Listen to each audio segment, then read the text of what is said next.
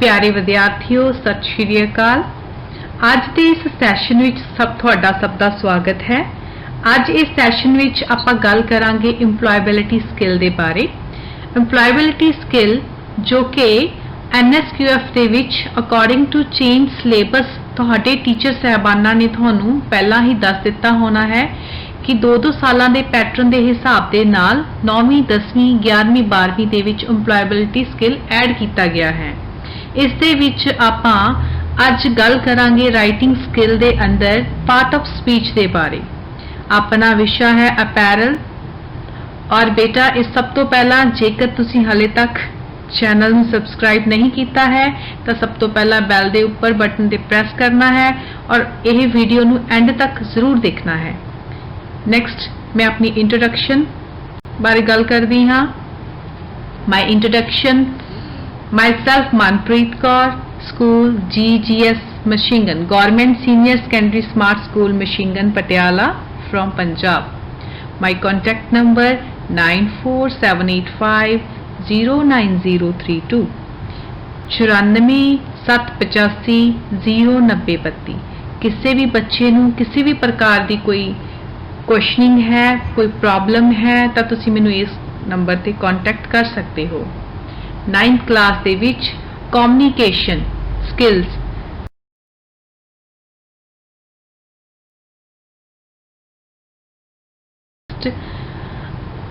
Part of speech. Part of speech तो ही आपां नूं जानन नूं मिलेगा कि पार्ट मीन्स भाग, स्पीच मीन्स बोलना। लिखण दी मुहारता दे विच भाषण दे भाग बोलना, स्पीच दे विच भाषण करना दे भाग किहड़े ने उसकी पहला डेफिनेशन बारे जानांगे। All words in the English language belong to a word class called the part of speech. शब्दां दे समूह नूं अंग्रेजी भाषा दे अंदर जो भी वर्ड दी क्लास नूं बिलोंग करदे ने उसनूं पार्ट ऑफ स्पीच कहा जाता है। अंडरस्टैंड? मैं रिपीट कर दी हाँ। All words in the English language belong to a word class called the part of speech. Next. बेटा इहदे जिहड़े पार्ट्स ने, भाग ने, किहड़े ने? 8 भाग ने इसदे। There are 8 main parts of speech in English language. First one is noun, verb, adjective, adverb, pronoun, interjection, conjunction, preposition। जिवें कि आपां पंजाबी भाषा दे विच नाम, पढ़ना, वाक सब करते हैं ना, ग्रामर दे विच उसी तरीके दे नाल यह इंग्लिश दी बेसिक ग्रामर है जिस दे विच noun, verb, adjective, adverb etcetera इन्हां तो मिलके ही एक सेंटेंस बनाउण दे विच आपां नूं हैल्प मिलती है। सो आपां तुसी सोच रहे होंगे कि मैम ने सेंटेंस की गल की है जो कि आपां हाले तक नहीं पढ़िया है पिछलियां स्लाइड्स दे विच। दैन आपां नैक्सट देखते हैं। इस तो बाद सारे बच्चे इसनूं नोट करते जाना कॉपीज दे ऊपर। नैक्सट बेटा तुसी देख रहे हो सब तो ऊपर screen they sentence. Sentence, a group of words that make sense is called sentence। देखो एक ग्रुप शब्दां दे समूह तो जो एक समझ मिलती है, सेंस मिलती है, उसनूं सेंटेंस कहा जाता है। सेंटेंस नूं पंजाबी दे विच वाक कहंदे हां। आपां कहंदे हैं ना, पढ़ते सी आपां, मैनूं उम्मीद है कि तुसी अपनी क्लासेस दे विच पढ़ के आए होवोगे जिवें कि वाक तो की भाव है, शब्दां दे समूह तो वाक बनता है ना। उसी तरीके दे नाल आपां कुछ भी लिखना है, बोलना है तो आपां सेंटेंस दी वरतों करदे हां। नीचे we use sentences to express ourselves. अपने आप नूं बयान करन दे लई सानू सेंटेंस दी वरतों करनी पैंदी है। मैं थोड़ा जा होर एक्सप्लेन कर दवां कि जब ਆਪਾਂ सोच विचार करते हाँ, सब तो पहला मन दे विच सोच विचार करते हाँ, तो जब उसनू मुख ते लैके आउंदे हाँ तो वह वाक बन जाता है, सेंटेंस बन जाता है। अपने मन के भावां विचारां नू प्रगट करन दे लई आपां सेंटेंस दी वरतों करते हाँ। सेंटेंस का सही होना बहुत जरूरी है। सो आपां अगे इस दे बारे विस्तार विच गल करते हाँ। हाँ जी बेटा, आपां देख रहे हैं ऊपर स्क्रीन दे ऊपर example, he bought a car. Sentence दे विच बड़े ही ध्यान नाल देखो, he bought a car past sentence बन रहा है, नाल पिक्चर लगी हुई है बच्चे दी। ही मीन्स की subject, bought verb, a car subject, ठीक है। Next, girls are playing football. Girls are playing football, कुड़ियां फुटबॉल खेल रही हैं। इस एग्जाम्पल नू बड़े ही ध्यान नाल देखना और अपनी बुक के ऊपर होर एक्सरसाइज नू प्रैक्टिस करके देखना। इस सेंटेंस दे विच एक्सप्रैस की गई है गल कंप्लीट। नेक्स्ट बेटा, नेक्स्ट आपां गल करते हाँ टाइप ऑफ सेंटेंसेस। जेड़ा सेंटेंस है वो दो तरह का हुंदा है मुख तौर पे। केड़े केड़े देखो, लेफ्ट साइड पे आपां देख रहे हाँ स्टेटमेंट, सेकंड क्वेश्चन।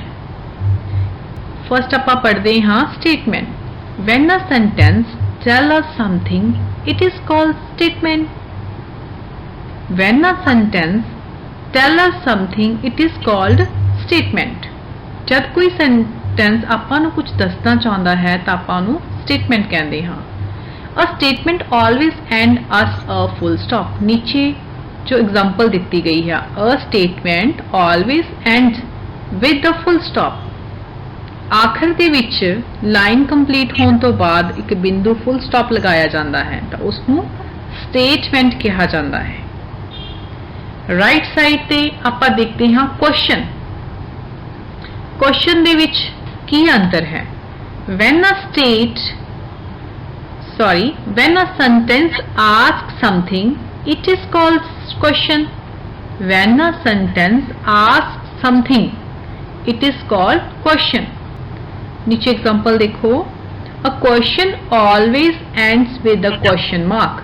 हर प्रश्न दे एंड विच जब क्वेश्चन मार्क लग्या हुंदा है तो ओह क्वेश्चन हुंदा है। स्टेटमेंट दे पिछे फुल स्टॉप लग्या हुंदा है। एक बार बड़े ही ध्यान दे नाल तुसी इस स्क्रीन नू देख सकते हो और इसनू नोट डाउन कर सकते हो कॉपीज दे ऊपर। आपां अगे चलते हाँ। हाँ जी बेटा जी, difference between sentence and phrase. Difference between sentence and phrase. Left side पे आपां डिफरेंस बिटवीन देख रहे हैं कि सेंटेंसेस की ने। रिपीट करते हैं, a sentences is a group of words that communicate a complete thought. देखो, अपने मन दे अंदर जो विचार नू पूरा करन नू स्टेटमेंट कहा जाता है, सेंटेंस कहा जाता है, सॉरी। कम्युनिकेट करना मतलब गलबात करना, ठीक है। अपनी गलबात नू पूरा करन नू सेंटेंसेस कहा जाता है। Example, Raju goes to school. Right side पे देखो phrases, a group of words which does not make complete sense as a phrase. A group of words which does not complete sense is as a phrase. जेड़ी line, जेड़ा sentence पूरा नहीं हुंदा, अधूरा हुंदा, उसनू की कहा जाता है? फ्रेजेस। Example, Raju goes. ही आपां अदर एग्जाम्पल लेके चलते हैं, he goes, girls are goes, girls are going, etc. Next,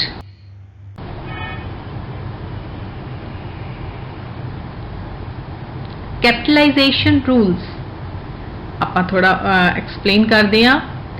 MINTS means is a set of simple rules that help a capitalize words correctly।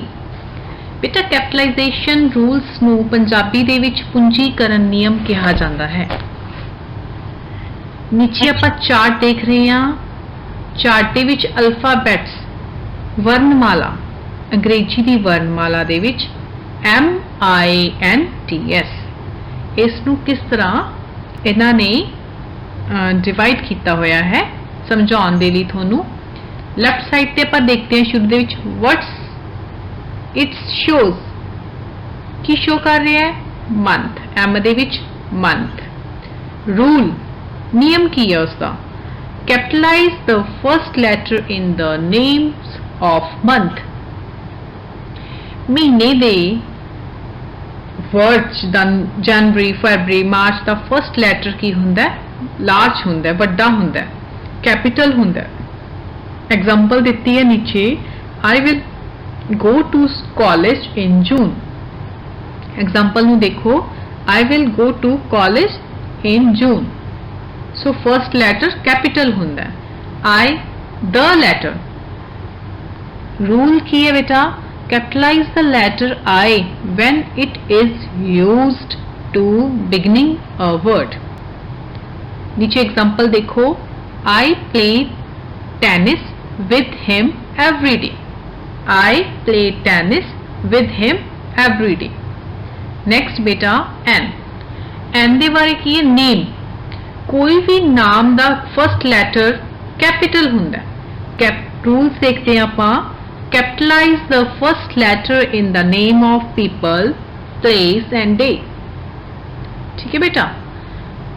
Last example देखो नीचे this Tuesday will be in Rajasthan. This Tuesday day आ गया will be in Rajasthan Rajasthan की आ गई place आ गई तो capital letter हो गया। नेक्स्ट हैगा T for titles. Next rule की है दा capitalise the first letter in the title used before people's name। Example Dr. Shah and Mr. Patel work together। Okay beta। Next S to starting letter of sentences। Rules की ने capitalize the first letter in every sentence। The cat ran out of the house। Understand? ਤਾਂ ਇਹਦੇ ਵਿੱਚ ਇਹ ਦੱਸਿਆ ਗਿਆ ਹੈ ਕਿ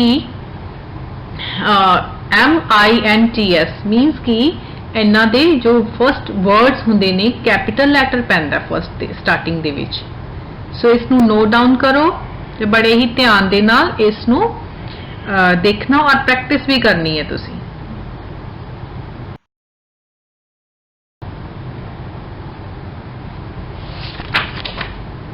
ਪੰਚੁਏਸ਼ਨ ਜਿਹਨੂੰ ਕਿ ਪੰਜਾਬੀ ਦੇ ਵਿੱਚ ਆਪਾਂ ਵਿਸ਼ਰਾਮ ਚਿੰਨ੍ਹ ਕਹਿੰਦੇ ਆ। ਕੀ ਕਹਿੰਦੇ ਆ? ਵਿਸ਼ਰਾਮ ਚਿੰਨ੍ਹ।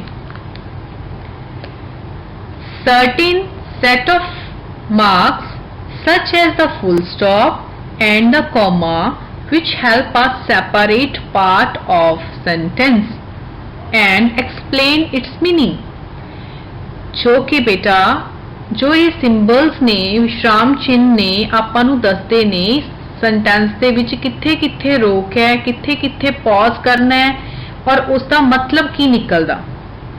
आपां थोड़ा जा पंजाबी दे विच एक्सप्लेन करदी हां मैं तुहानूं। जिवें कि निशानां दा समूह जिवें कि फुल स्टॉप अते कॉमा जो साडी वाक दे कुछ हिस्से ਵੱਖ ਕਰਨ ਇਸ ਦੇ ਅਰਥ ਸਮਝਾਉਣ ਵਿੱਚ ਸਹਾਇਤਾ ਕਰਦੇ ਹਨ। ਵੱਡੇ ਅੱਖਰਾਂ ਦੀ ਤਰ੍ਹਾਂ ਵਿਸ਼ਰਾਮ ਚਿੰਨ੍ਹ ਵੀ ਵਾਕਾਂ ਦਾ ਬਹੁਤ ਮਹੱਤਵਪੂਰਨ ਹਿੱਸਾ ਹੁੰਦਾ ਹੈ। ਸੋ ਇਹਦੇ ਕੁਝ ਕੁ ਨਿਯਮ ਨੇ ਜੋ ਮੈਂ ਤੁਹਾਨੂੰ ਵਰਬਲੀ ਤੌਰ ਤੇ ਦੱਸਦੀ ਹਾਂ। ਸਭ ਤੋਂ ਪਹਿਲਾਂ ਤੁਸੀਂ ਦੇਖ ਰਹੇ ਹੋ ਫੁੱਲ ਸਟਾਪ, ਇਹਨੂੰ ਕਹਿੰਦੇ ਆ ਪੂਰਾ ਸਟਾਪ। ਨੈਕਸਟ ਹੈਗਾ ਕੌਮਾ। नेक्स्ट हैगा प्रश्न चिन्ह क्वेश्चन मार्क। विस्मिक चिन्ह, एक्सक्लेमेटरी साइन, एपोस्फोर, ठीक है, जो भी ऊपर कॉमा दिता हुआ है। सो बेटा इसनू चंगी तरह समझ लेना, नोट कर लेना कॉपीज के ऊपर। हाँ जी बेटा, हुण तक आप जो भी कुछ पढ़िया है उसकी थोड़ी जी रिवीजन आप ध्यान दे लिए। की कुछ पढ़िया है?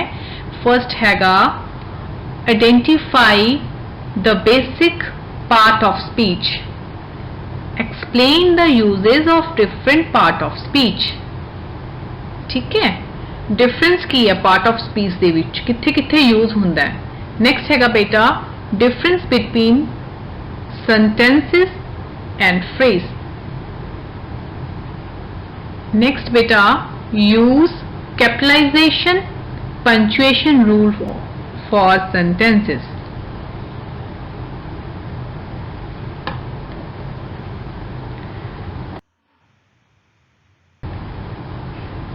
मैनू बड़ी ही उम्मीद है बच्चे कि थोनू सारिਆਂ ਨੂੰ समझ लग गई होनी आ, और कोई भी इंक्वायरी ਲਈ ਤੁਸੀਂ ਮੈਨੂੰ कॉल कर सकते हो।